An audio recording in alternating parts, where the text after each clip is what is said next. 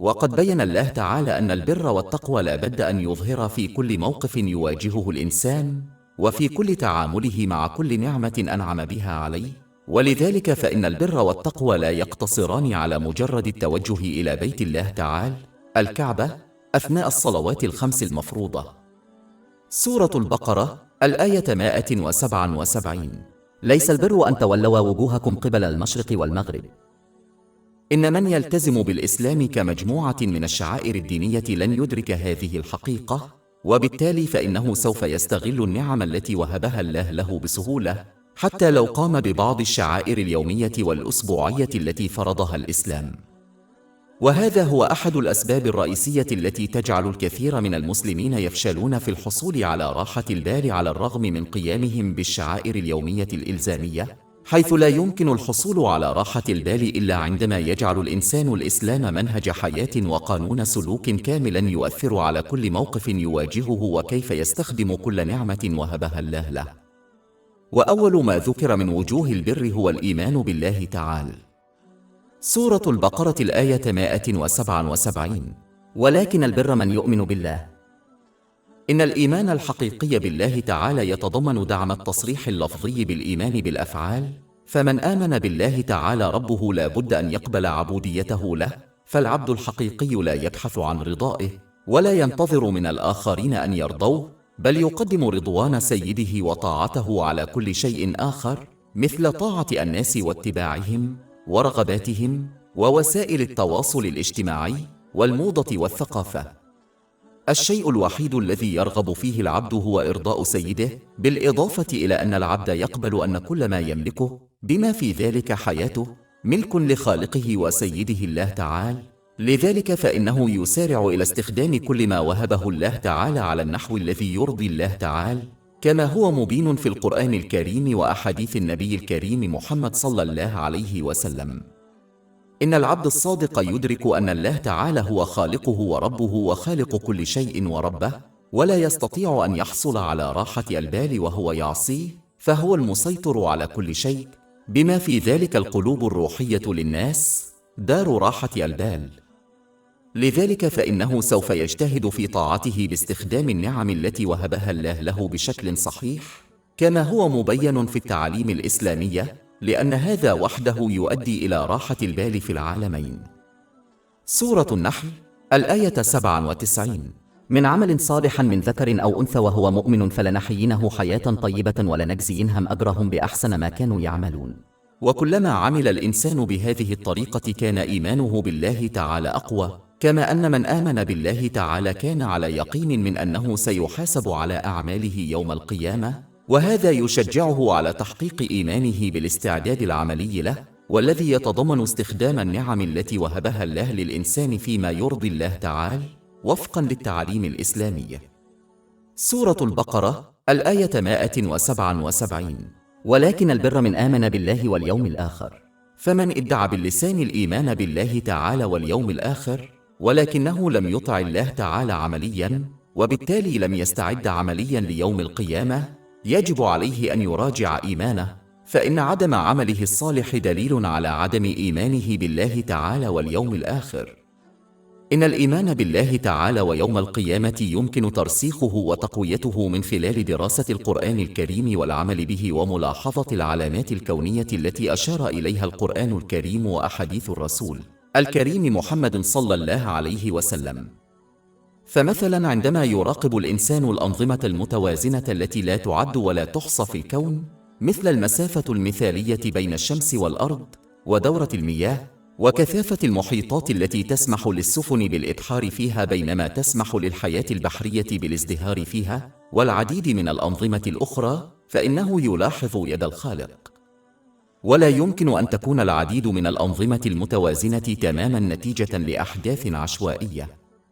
بالإضافة إلى ذلك، إذا كان هناك آلهة متعددة فإن ذلك سيؤدي إلى الفوضى، لأن كل إله يرغب في شيء مختلف داخل الكون، وهذا ليس هو الحال بوضوح، وبالتالي يشير إلى إله واحد، الله تعالى. سورة الأنبياء الآية 22. ولو كان فيهما آلهة إلا الله لفسدتا. وهناك علامات لا تعد ولا تحصى في الكون تشير إلى اقتراب يوم القيامة. فمثلا عندما يراقب الإنسان الأنظمة المتوازنة تماما في خلق السماوات والأرض، فإنه يلاحظ شيئا رئيسيا غير متوازن، ألا وهو أفعال الناس. ففاعل الخير لا ينال جزائه كاملا في هذه الدنيا، ولا ينال مرتكب الشر عقوبته كاملة حتى ولو عاقبته حكومة. ومن المنطقي أن نفهم أن الخالق الواحد الله تعالى الذي يوازن بين كل الأنظمة الأخرى في هذا الكون سوف يوازن يوما ما أيضا أفعال الناس، وهو الشيء الرئيسي غير المتوازن في هذا العالم. ولكي يحدث هذا التوازن في الأفعال لابد أن تنتهي أفعال الناس أولا، وهذا هو يوم القيامة، حيث سيتم الحكم على أفعال الناس وموازنة هذه الأفعال إلى الأبد. إن الله تعالى يستخدم المطر لإحياء الأرض القاحلة الميتة، ويخرج بذرة ميتة حية من أجل توفير الرزق للخليقة.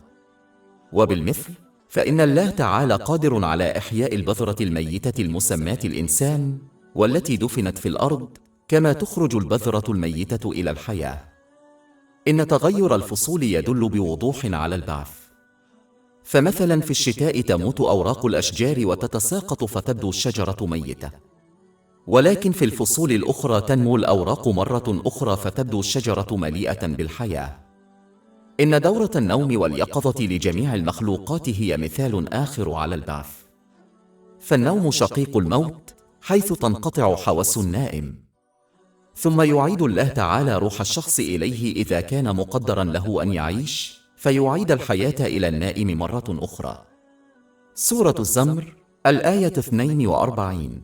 الله يتوفى الأنفس حين موتها والتي لم تمت في منامها فيمسك التي قضى عليها الموت ويرسل الأخرى إلى أجل مسمى إن في ذلك لآيات لقوم يتفكرون. وبالتأمل في هذه الأمثلة وغيرها يتضح لنا إمكانية بعث الإنسان وضرورة ذلك يوم القيامة. إن من أهم أركان الإيمان بالغيب، مثل وجود النار والجنة والملائكة. سورة البقرة الآية 177. ولكن البر من آمن بالله واليوم الآخر والملائكة. إن الإيمان بالغيب الذي لا تدركه الحواس الخمس جزء حيوي من الإيمان، فالإيمان بالأشياء التي تدرك وتدرك لا يساوي الإيمان بما لا تدركه الحواس الخمس، مع أنها علامات تدل على وجوده. ولهذا فإن الله تعالى لا يقبل إيمان من يشهد بتوحيده يوم القيامة، لأنه شاهد الغيب كالنار والجنة والملائكة. لذلك يجب على الإنسان أن يقوي إيمانه بالغيب الموجود في الخليقة من خلال دراسة تعاليم الإسلام والعمل بها، وهذا يضمن أن إيمان الإنسان بالغيب لا يقتصر على التصريح به لفظياً، بل ينعكس في أفعاله، ويشجعه على طاعة الله تعالى بإخلاص، كما هو مبين في القرآن الكريم وأحاديث النبي محمد صلى الله عليه وسلم. على سبيل المثال، من كان على يقين من وجود ملكين معه باستمرار يسجلان كل أقواله وأفعاله استعدادا ليوم القيامة، فإنه سوف يتحكم في أقواله وأفعاله حتى عندما يكون بمفرده. سورة البقرة الآية 177. ولكن البر من آمن بالله واليوم الآخر، الملائكة والكتاب. الإيمان بالقرآن الكريم يستلزم تحقيق جوانبه المختلفة، ومنها تلاوته بشكل صحيح ومنتظم، وفهمه والعمل بتعاليمه. ويجب على المسلم أن يتجنب البقاء على المستوى الأول، حيث يقرأ القرآن الكريم بلغة لا يفهمها. فالقرآن الكريم ليس كتاب تلاوة، بل هو كتاب هداية، ولا يمكن تحقيق الهداية منه إلا بفهمه والعمل به. وكما أن الخريطة لا تقود المرء إلى وجهته المطلوبة إلا إذا فهمها وعمل بها، فإن القرآن الكريم لا يمكن أن يقود المرء إلى راحة البال في العالمين إلا إذا فهمها وعمل بها. ومن المؤسف أن الفشل في الإحاطة بجوانب القرآن الكريم المختلفة هو السبب الرئيسي وراء فشل المسلمين الذين يتلونه بانتظام في الحصول على راحة البال، لأنهم يفشلون في فهم تعاليمه والعمل بها. والعمل به يضمن لهم استخدام النعم التي منحت لهم بطرق ترضي الله تعالى، مما يؤدي بدوره إلى راحة البال والنجاح في العالمين. ولكن من لم يفهم هذه الآية ولم يطبقها فإنه لا محالة سيسيء استعمال هذه النعم التي وهبها الله له، وهذا لا يؤدي إلا إلى التوتر والمتاعب والصعوبات في الدنيا والآخرة. سورة الإسراء الآية 82. وننزل من القرآن ما هو شفاء ورحمة للمؤمنين ولا يزيد الظالمين إلا خسارا. سورة البقرة الآية 177. ولكن البر من آمن بالله واليوم الآخر، الملائكة والكتاب والأنبياء. إن الإيمان بالأنبياء عليهم السلام يتضمن اتباع سيرتهم وسلوكهم وتعاليمهم عملياً، وهو ما ورد في القرآن الكريم وأحاديث النبي محمد صلى الله عليه وسلم. إن سلوكهم الجميل يلخصه ويكمله السلوك السامي للنبي محمد صلى الله عليه وسلم.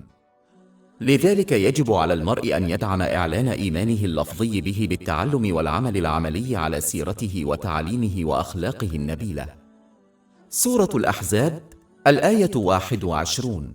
لقد كان لكم في رسول الله أسوة حسنة لمن كان يرجو الله واليوم الآخر وذكر الله كثيرا. وسورة آل عمران الآية 31. قل إن كنتم تحبون الله فاتبعوني يحببكم الله ويغفر لكم ذنوبكم. وسورة الحشر 59 الآية 7. وما آتاكم الرسول فخذوه وما نهاكم عنه فانتهوا.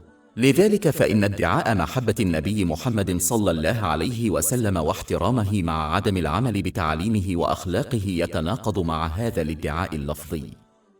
وكما يرجو الجميع شفاعته يوم القيامة، فعليهم أن يخفوا من فرصة شهادته عليهم يوم القيامة إذا لم يتعلموا ويعملوا بسننه وما جاء به، أي القرآن الكريم.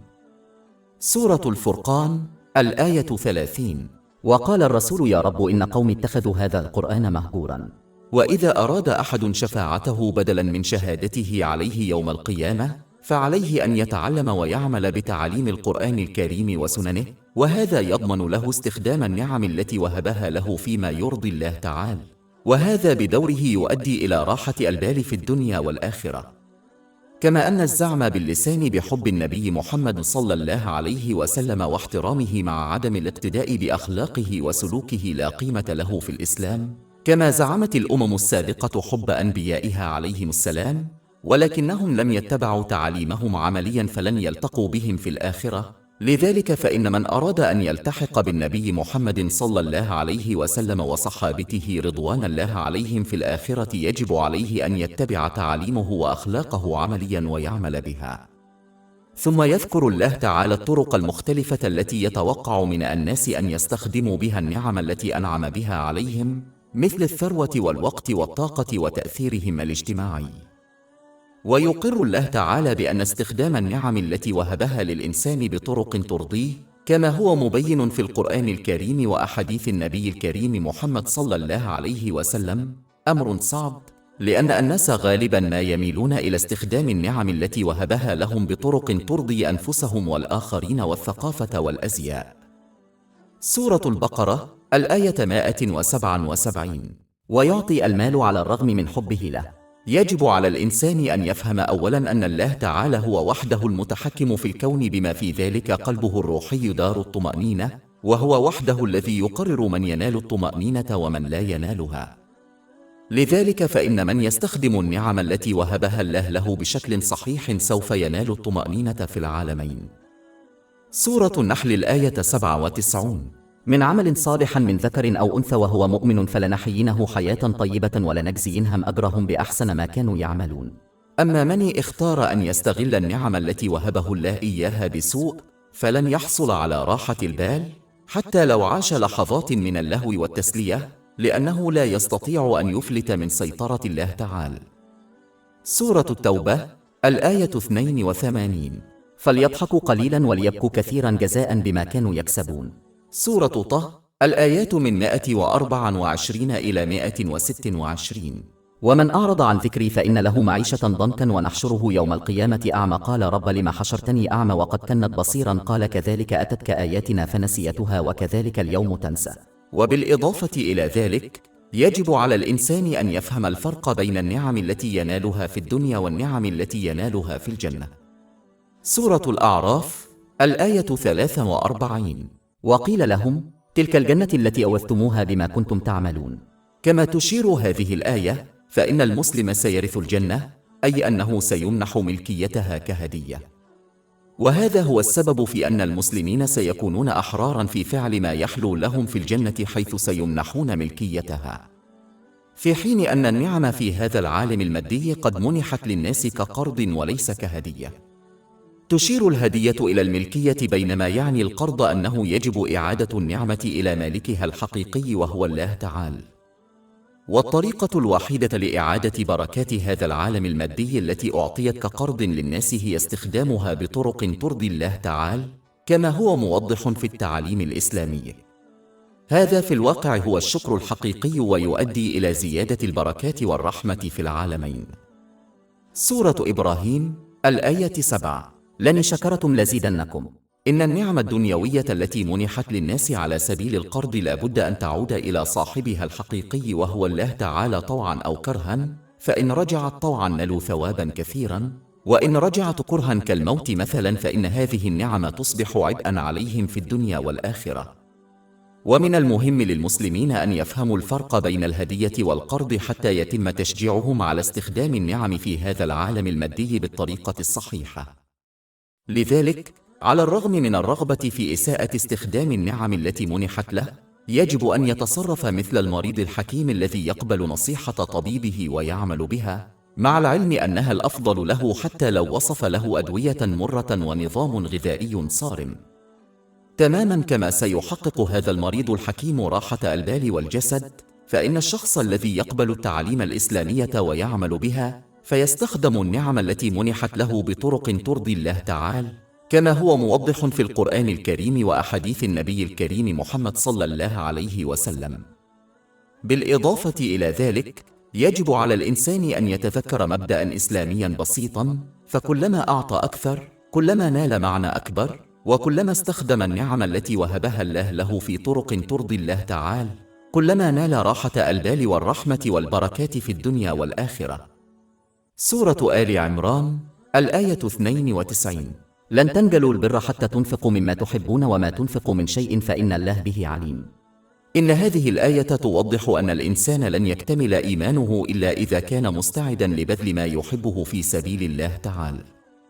فالمسلمون عموما يفرحون ببذل وقتهم الثمين في الأمور التي ترضيه، ولكنهم يرفضون بذل الوقت في إرضاء الله تعالى، إلى جانب الواجبات التي لا تستغرق أكثر من ساعة أو ساعتين في اليوم.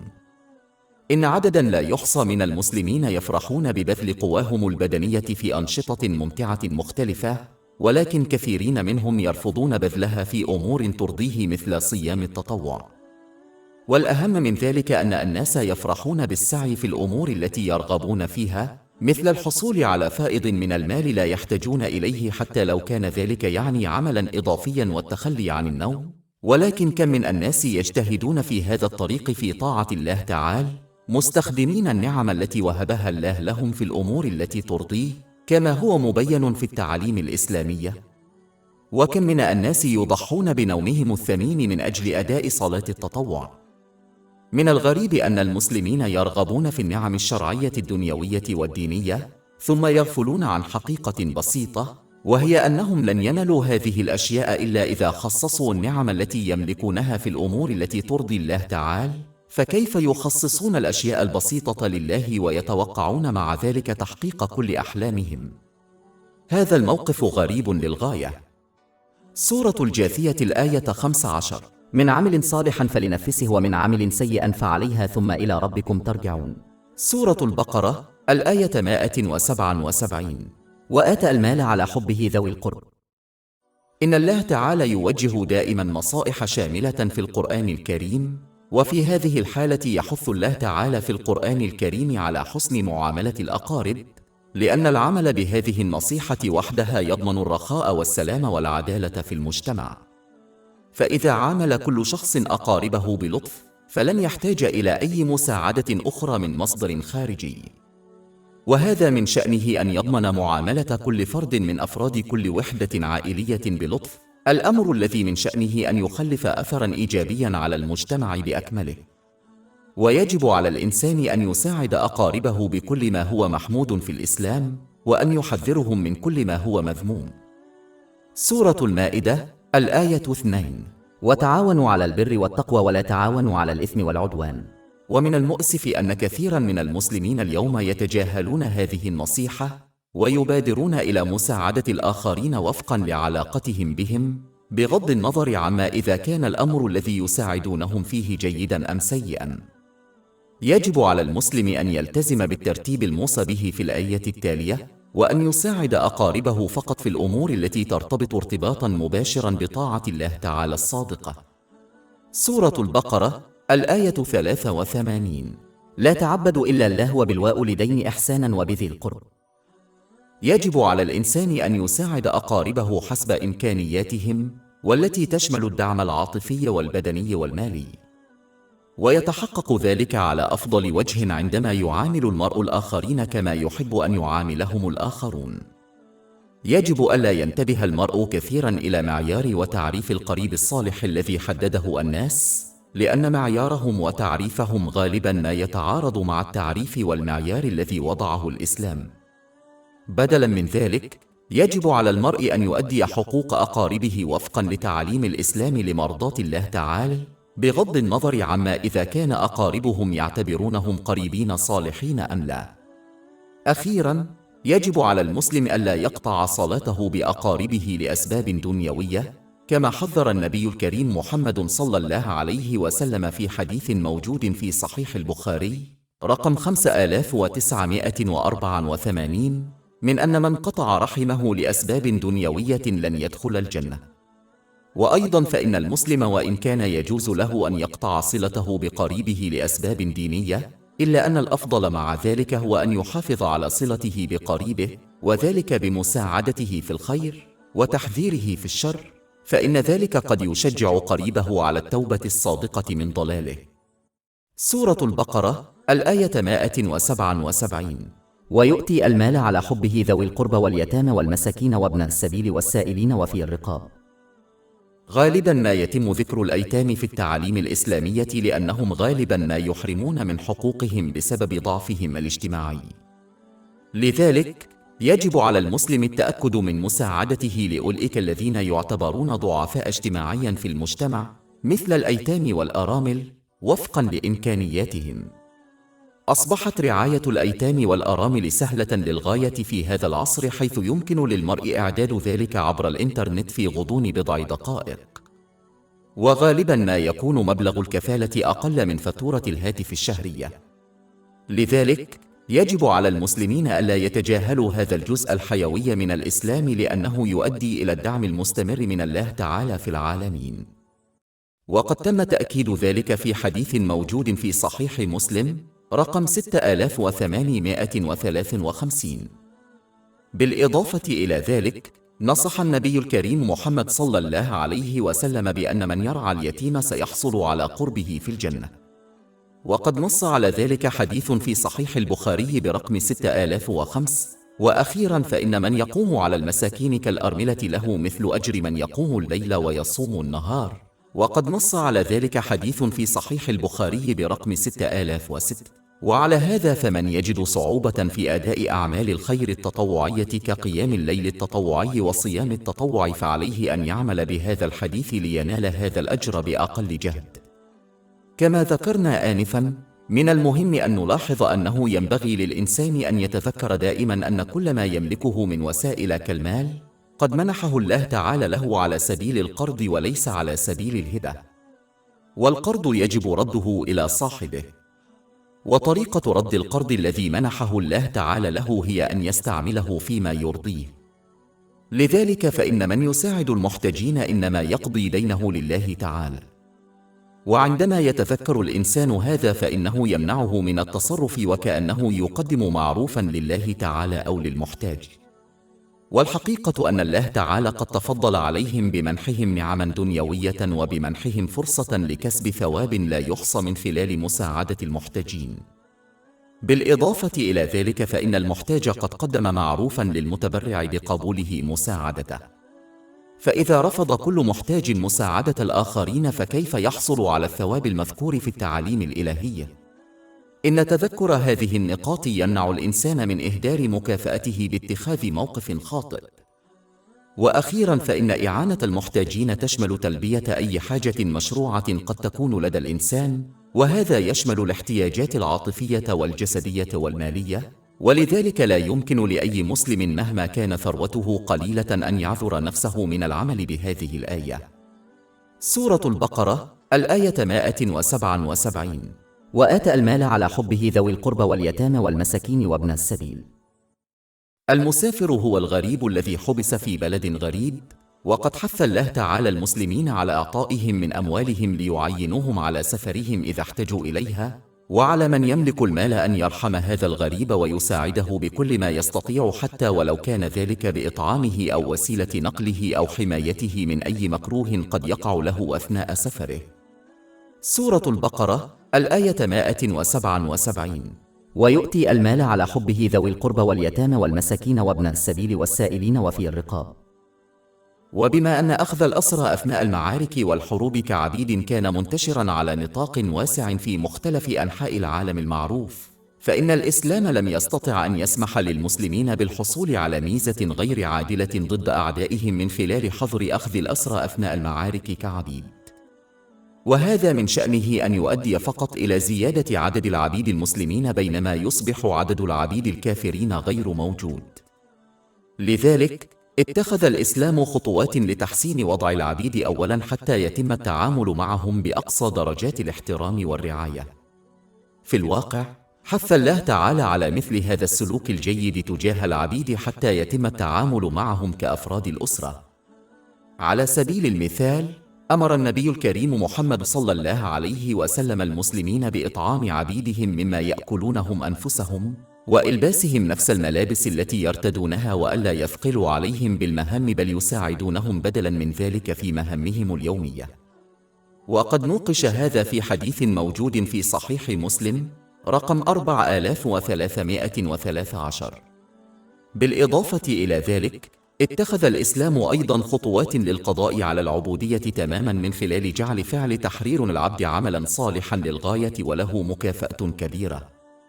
على سبيل المثال من أعتق عبده في سبيل الله تعالى فقد وعد بالعتق من النار، في حديث موجود في جامع الترمذي رقم 1541. علاوة على ذلك جعل الإسلام الكفارة الأولى لبعض الذنوب هي عتق الرقبة. على سبيل المثال سورة المجادلة الآية 3: والذين يظهرون من نسائهم ثم يرجعون لما قالوا فتحرير رقبة من قبل أن يتماسى ذلكم توعظون به والله خبير بما تعملون. وعندما تم تطبيق هذه التعاليم داخل المجتمع الإسلامي تم التعامل مع العبيد كأفراد من الأسرة، وفي النهاية تم القضاء على العبودية كما كانت تمارس على نطاق واسع. ومن المؤسف أن العبودية في أشكال مختلفة لا تزال موجودة في بعض أجزاء العالم مثل العبودية المالية. لذلك يجب على المسلمين أن يلعبوا دورهم في القضاء عليها تماماً وفقاً لوسائلهم مثل الدعم المالي. ولا بد أن نلاحظ أن الله تعالى ذكر الأعمال الصالحة التي تكون بين الناس قبل الأعمال الصالحة التي تكون بين الناس وبينه. سورة البقرة الآية 177. وآتى المال على حبه ذوي القربى واليتامى والمساكين وابن السبيل والسائلين وفي الرقاب وأقام الصلاة.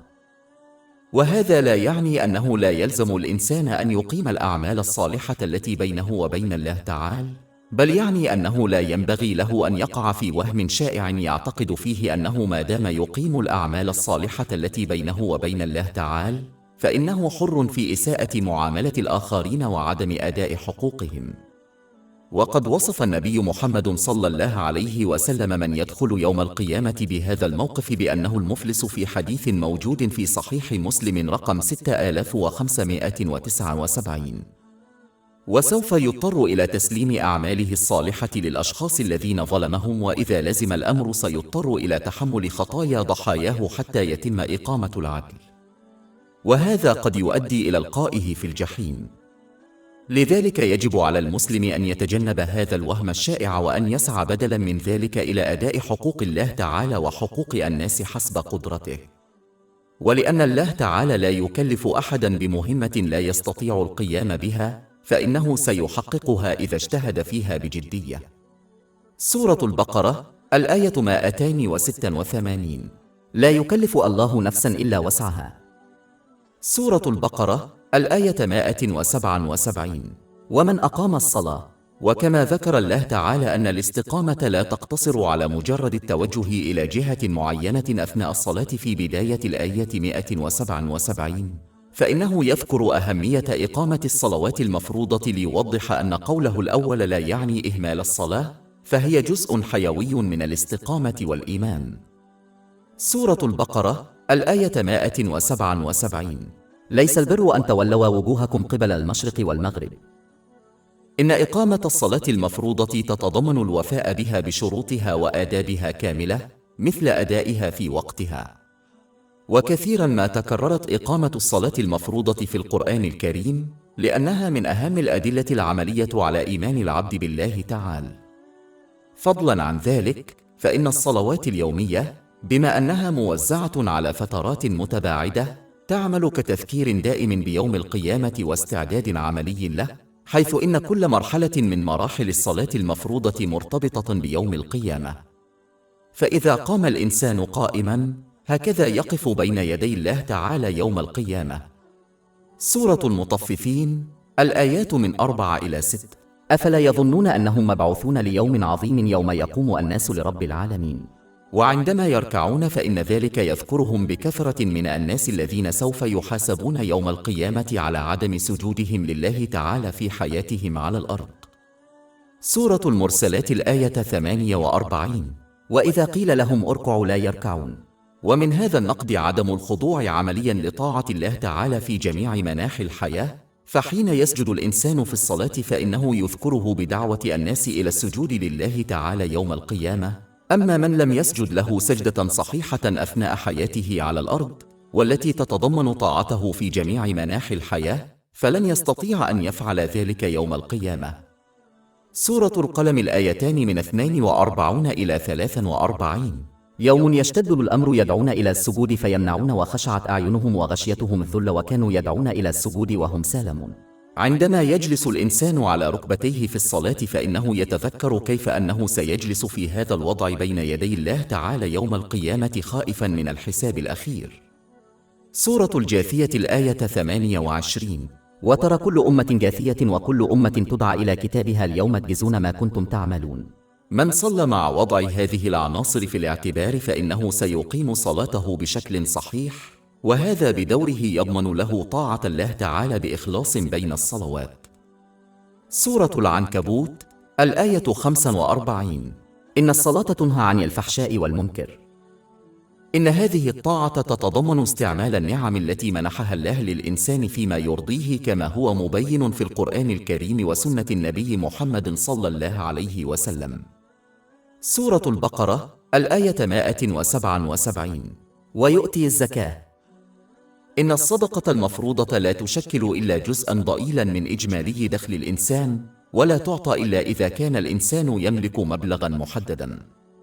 ومن أهداف التبرع بالصدقة المفروضة أنها تذكر المسلم بأن المال الذي يملكه ليس ملكاً له، وإلا لكان حراً في انفاقه كيفما شاء. فالمال خلقه الله تعالى ووهب له، فلا بد من استعماله على النحو الذي يرضيه. والواقع أن كل نعمة يملكها الإنسان ليست إلا قرضاً يجب رده إلى صاحبه الشرعي الله تعالى. ويتحقق هذا عندما يستغل الإنسان النعم التي وهبها له الله تعالى على النحو الذي يرضيه، كما بينه القرآن الكريم وأحاديث النبي محمد صلى الله عليه وسلم.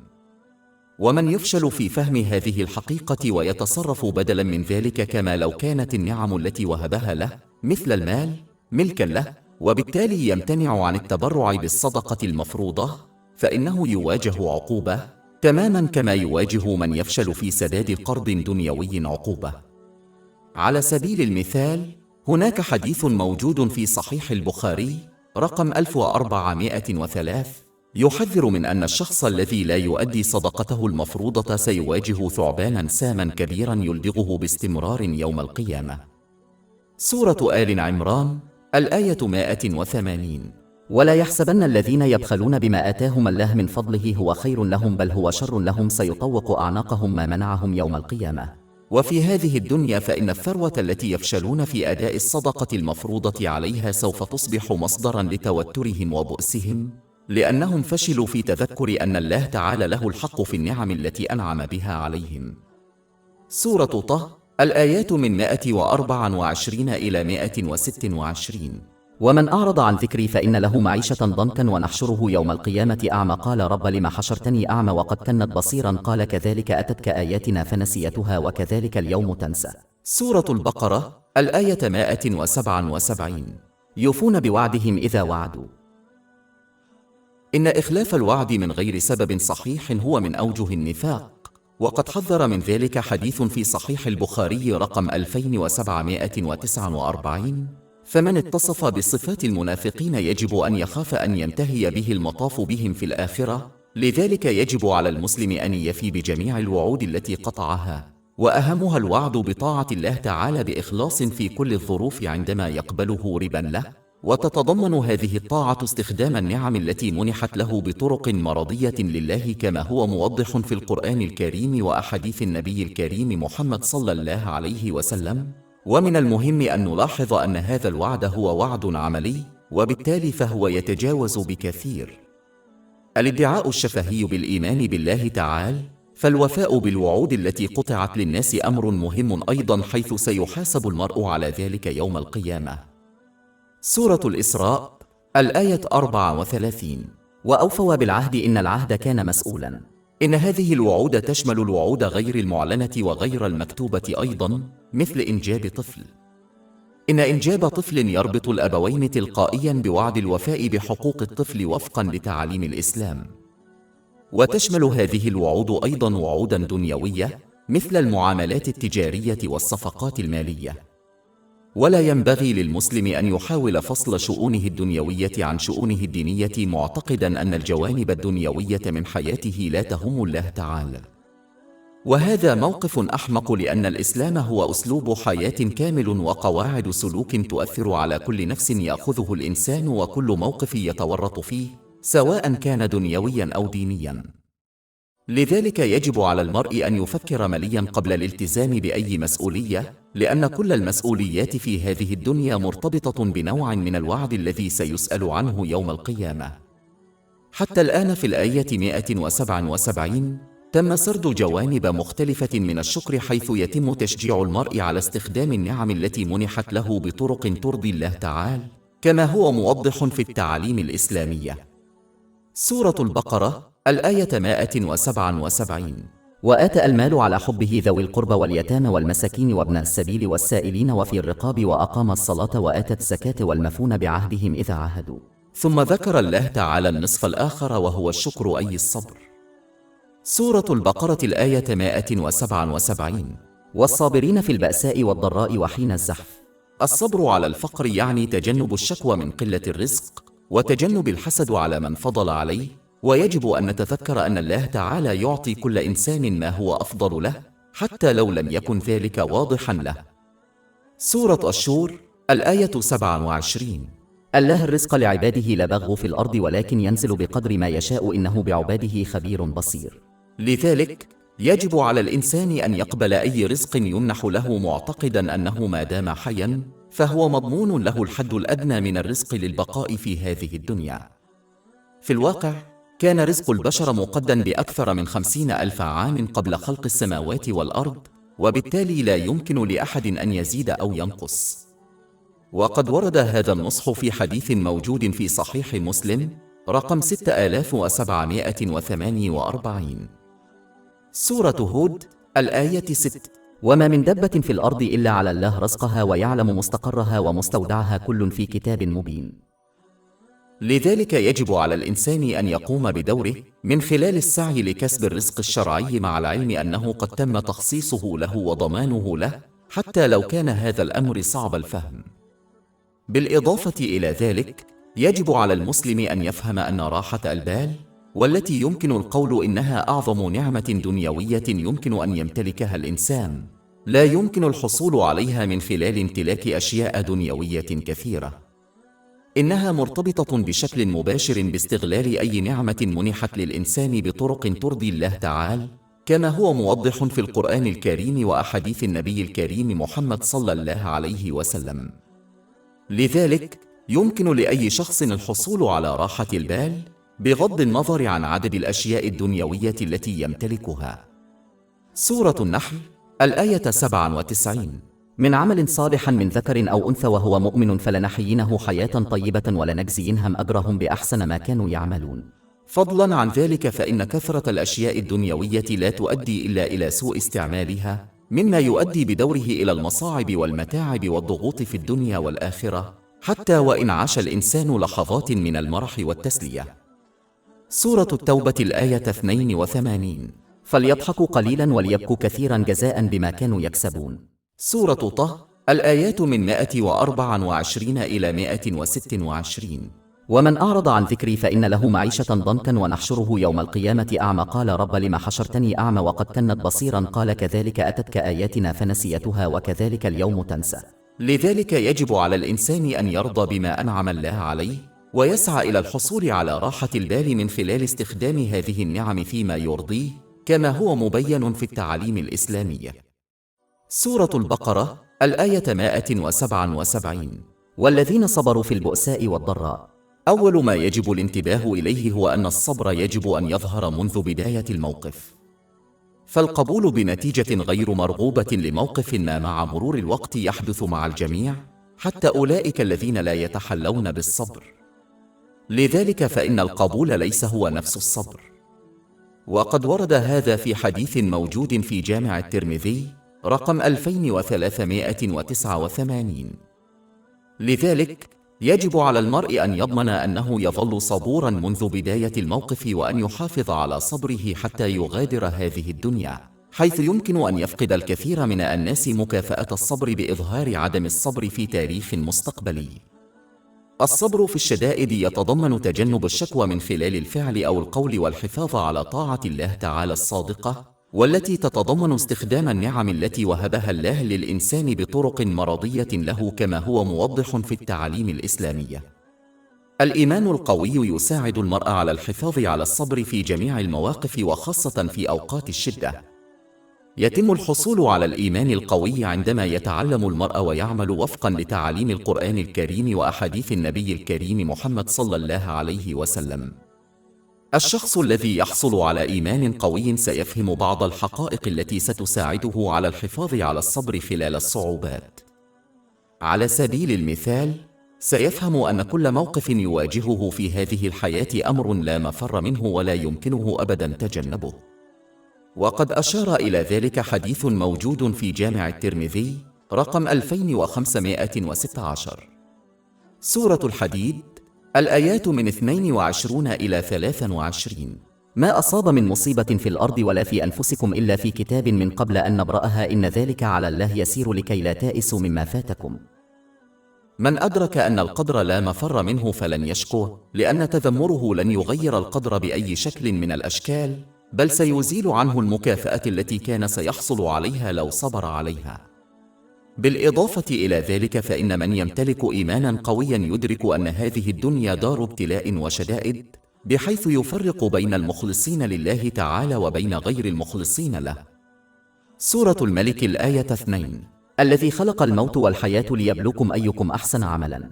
لذلك فإن مواجهة المصاعب أمر حتمي لا مفر منه في هذه الحياة، وهذا القبول يساعد على الصبر عند مواجهة المصاعب. ومن ناحية أخرى فإن من يتمتع بإيمان قوي يتذكر دائما أنه مهما كانت المصائب صعبة فإنه بلا شك لديه القدرة على مواجهتها بالصبر، فالله تعالى لا يكلف نفسا إلا وسعها. سورة البقرة الآية 286. لا يكلف الله نفسا إلا وسعها. هذه الحقيقة سوف تساعد الإنسان دائما على التحلي بالصبر، لأن الصبر غالبا ما يفقد عندما يعتقد الإنسان أنه لا يستطيع تحمل مواجهة موقف معين. ومن الحقائق التي يدركها صاحب الإيمان القوي أن الله تعالى يقضي بما فيه الخير لكل ذي شأن، حتى ولو لم يكن ذلك واضحا له، ولأن علم الإنسان محدود للغاية، فإنه لا يستطيع أن يدرك حكمة الله تعالى في أقداره الذي أحاط علمه بكل شيء وأحاط بكل شيء. سورة البقرة الآية 216. وعسى أن تكرهوا شيئا وهو خير لكم وعسى أن تحبوا شيئا وهو شر لكم والله يعلم وأنتم لا تعلمون. إن الإنسان يحتاج فقط إلى التأمل في حياته ليدرك مدى صدق هذه الآية. فهناك أمثلة عديدة في حياة كل إنسان كان يعتقد أن شيئا ما كان جيدا ثم أصبح مصدرا للتوتر بالنسبة له، وعندما كان يعتقد أن شيئا ما كان سيئا ثم أصبح مصدرا للخير بالنسبة له. إن فهم هذه الحقيقة سيساعد المرء أيضا على التحلي بالصبر عند مواجهة الصعوبات. كل هذه الحقائق وغيرها تتكشف في قلب الإنسان الذي يتعلم العلم الشرعي ويعمل به فيحصل على اليقين بالإيمان، وهذا بدوره يضمن له الصبر والطاعة لله تعالى في كل الأحوال وخاصة في حالات الشدة. سورة البقرة الآية 177. والصابرين في البأساء والضراء وحين الزحف. وبالتحديد فقد حذر القرآن الكريم الصحابة رضوان الله عليهم مرارا وتكرارا من الاستعداد لمعركة الكفار، لأن أعداءهم سوف يطاردونهم بلا هوادة حتى يهلك الإسلام حتى بعد هجرتهم إلى المدينة. سورة النساء الآية 89. وددوا لو تكفرون كما كفروا فتكونوا سواء.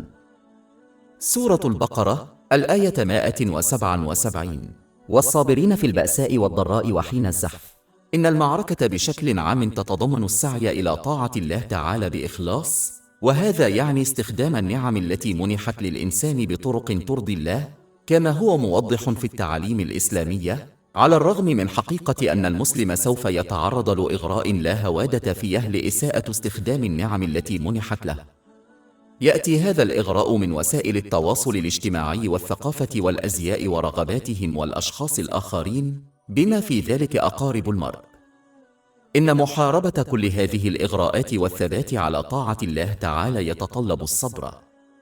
يمكن القول إن هذا النوع من الصبر أصعب من الأنواع الأخرى المذكورة في الآية 177، لأنه مستمر ولا هوادة فيه. أينما التفت المسلم فسوف يدعى إلى إساءة استخدام النعم التي منحت له. في الواقع في هذا اليوم وهذا العصر لا يحتاج المرء حتى إلى مغادرة غرفة نومه لمواجهة مثل هذه الإغراءات، لأن وسائل التواصل الاجتماعي متاحة مجانا ويمكن الوصول إليها. التغلب على كل هذه القوى والبقاء صبورا على طاعة الله تعالى أمر ممكن عندما يحصل المرء على إيمان قوي. إن الإيمان القوي يكتسب عندما يتعلم الإنسان التعاليم الإسلامية ويعمل بها، والإيمان القوي يسمح للإنسان بالتمييز بين الطريق الذي يؤدي إلى راحة البال في العالمين والطريق الذي يؤدي إلى التوتر والمتاعب والبؤس في العالمين. في هذه الحالة فإن من يمتلك إيمانا قويا سيفهم أنه إذا أساء استخدام النعم التي وهبها الله له، فإن النعم التي يمتلكها ستصبح مصدرا للتوتر له، حتى لو عاش لحظات من المرح والترفيه، لأن الله تعالى وحده هو المسيطر على قلبه الروحي، دار راحة البال. تتضح هذه الحقيقة لمن يمتلك إيمانا قويا كما تم شرحها في التعاليم الإسلامية، وبملاحظة العديد من الأثرياء والمشاهير اللذان ينغمسون في إساءة استخدام النعم التي وهبوا لها، وكيف يؤدي بهم ذلك إلى التوتر والبؤس والاكتئاب ومشاكل الصحة العقلية وإدمان المخدرات والميول الانتحارية، حتى لو عاشوا لحظات من المرح والترفيه. سورة التوبة الآية 82. فليضحكوا قليلا وليبكوا كثيرا جزاء بما كانوا يكسبون. سورة طه الآيات من 124 إلى 126. ومن أعرض عن ذكري فإن له معيشة ضنكا ونحشره يوم القيامة أعمى قال رب لم حشرتني أعمى وقد كنت بصيرا قال كذلك أتتك آياتنا فنسيتها وكذلك اليوم تنسى. وعلى العكس من ذلك فإن من يمتلك إيمانا قويا سيفهم أنه ما دام يستخدم النعم التي وهبها الله له بشكل صحيح فسوف يمنح راحة البال في العالمين، بغض النظر عن عدد الأشياء الدنيوية التي يملكها، كما ضمن الله تعالى ذلك في التعاليم الإسلامية. وهناك أمثلة لا حصر لها من الناس الذين اختاروا هذا الطريق في الحياة ونلوا راحة البال من خلاله. سورة الرعد الآية 28. ألا بذكر الله تطمئن القلوب. وسورة النحل الآية 97. من عمل صالح من ذكر أو أنثى وهو مؤمن فلنحيينه حياة طيبة ولنجزينهم أجرهم بأحسن ما كانوا يعملون. لذلك فإن من يمتلك إيمانا قويا يدرك هذه الحقيقة، وبالتالي يقاوم باستمرار الإغراءات التي تدفعه إلى إساءة استخدام النعم التي وهبها الله له. ومن يتصرف على هذا النحو في هذا العصر من الاضطرابات والفتن والإغراءات الواسعة النطاق سوف ينال ثوابا كأنه هاجر إلى النبي محمد صلى الله عليه وسلم في حياته. وقد وعد بذلك حديث موجود في صحيح مسلم برقم 7400. وبالإضافة إلى ذلك يمكن للإنسان أن يساعد جهوده في مكافحة هذه الإغراءات لإساءة استخدام النعم التي منحت له من خلال تقليل تفاعلاته مع العناصر غير الضرورية في هذا العالم المادي. فكلما قلل المرء من الانغماس في العناصر غير الضرورية في هذا العالم المادي، كان من السهل عليه الثبات على طاعة الله تعالى وتقديم طاعته على كل شيء آخر. وقد وعد هذا الشخص بالقناعة في حياته وإصلاح شؤونه ووصول رزقه إليه بطريقة سهلة. وقد نصح بذلك في حديث موجود في جامع الترمذي رقم 2465، في حين أن من ينغمس في الجوانب غير الضرورية من العالم المادي سيكون أقل احتمالاً لاستخدام النعم التي منحت له بشكل صحيح. في الواقع سيكون من المرجح أن يقدموا التمتع بالعالم المادي على طاعة الله تعالى بإخلاص. نفس الحديث المذكور سابقاً يحذر هذا النوع من الأشخاص من عدم الرضا وعدم إصلاح شؤونهم، وسيصلهم رزقهم المضمون بصعوبة كبيرة. سورة البقرة الآية 177: والصابرين في البأساء والضراء وحين الزحف. إن الذين سعوا إلى العمل بجوانب الإيمان والتقوى المذكورة في الآية 177 قد صدقوا حين شهدوا بالإسلام دينهم. سورة البقرة الآية 177: ليس البر أن تولوا وجوهكم قبل المشرق والمغرب ولكن البر من آمن بالله واليوم الآخر والملائكة والكتاب والنبيين وآتى المال على حبه ذوي القربى واليتامى والمساكين وابن السبيل والسائلين وفي الرقاب وأقام الصلاة وآتى الزكاة والموفون بعهدهم إذا عاهدوا والصابرين في البأساء والضراء وحين البأس وأولئك هم الذين صدقوا. وهذا يدل على أهمية تحقيق الإيمان، إذ إن الإقرار بالإيمان بالإسلام لفظاً لا يكفي إذا لم يكن مقرونا بالأعمال، فالأعمال هي الدليل والسند الذي يحتاج إليه الإنسان لنيل راحة البال والتوفيق في الدارين، وهو ما كفل للمتقين الذين يستغلون النعم التي وهبها الله لهم فيما يرضي الله تعالى، كما بينه القرآن الكريم وسنة النبي محمد صلى الله عليه وسلم. سورة البقرة الآية 177: أولئك هم الذين صدقوا وأولئك هم المتقون.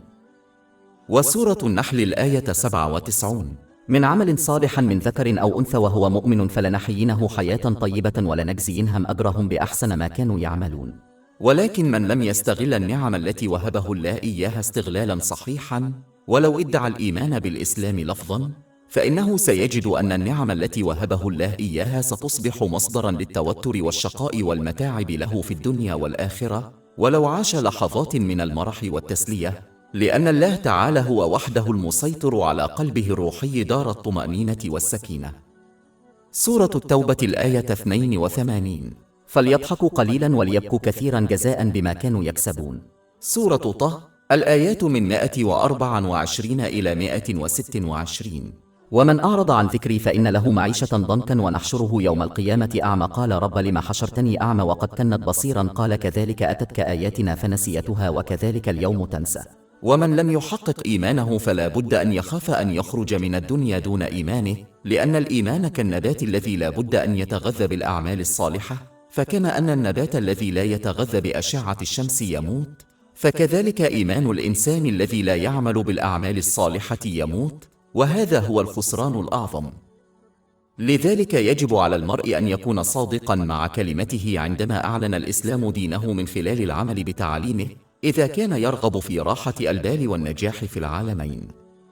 سورة البقرة الآية 177: ليس البر أن تولوا وجوهكم قبل المشرق والمغرب ولكن البر من آمن بالله واليوم الآخر والملائكة والكتاب والنبيين وآتى المال على حبه ذوي القربى واليتامى والمساكين وابن السبيل والسائلين وفي الرقاب وأقام الصلاة وآتى الزكاة والمفون بعهدهم إذا عاهدوا والصابرين في البأساء والضراء وحين البأس أولئك الذين صدقوا وأولئك هم المتقون.